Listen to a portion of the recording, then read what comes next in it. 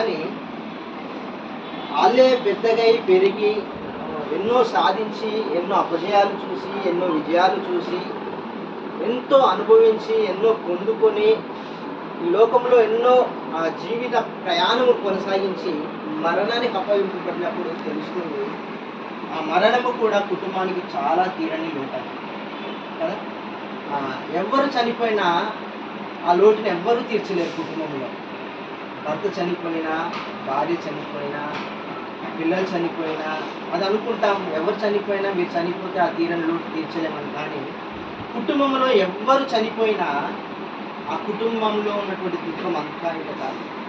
ఎందుకంటే పుట్టినప్పుడు ఎంత సంతోషమో మరణించినటువంటి మనిషిని చూసి అంతే.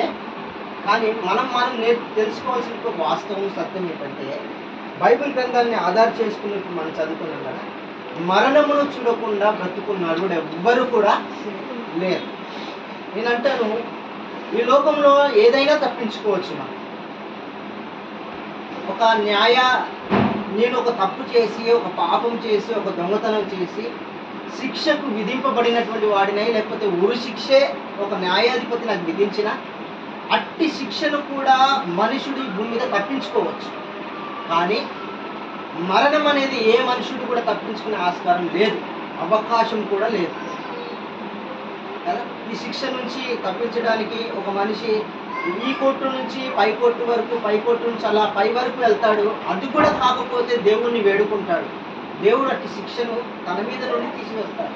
కానీ మరణం అనేది ఏ మనుషుడు కూడా తీసివేయడు. దేవుడు ఒకసారి ఒక మనిషికి ఆయన అంటాడు, చూడండి ఇదే కీర్తనలో చక్కటి మాట నాకు కనపడింది ఇందాక.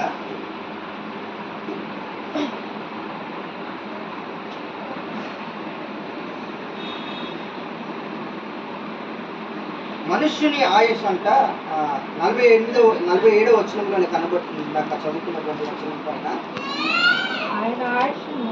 ఆయన ఆయుష్ ఎంత కొద్దిదో జ్ఞాపకము చేసుకొను, ఎంత వ్యర్థముగా నీవు నరులందరినీ సృజించి ఉన్నావు.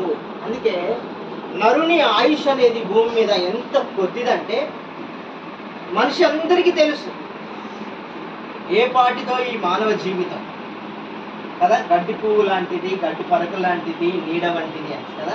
నీడ ఏ క్షణం మన దగ్గర నుంచి దూరం అవుతుంది ఎవరికి తెలియదు. మనతో వచ్చినంతసేపు వస్తుంది, చిటుక్కున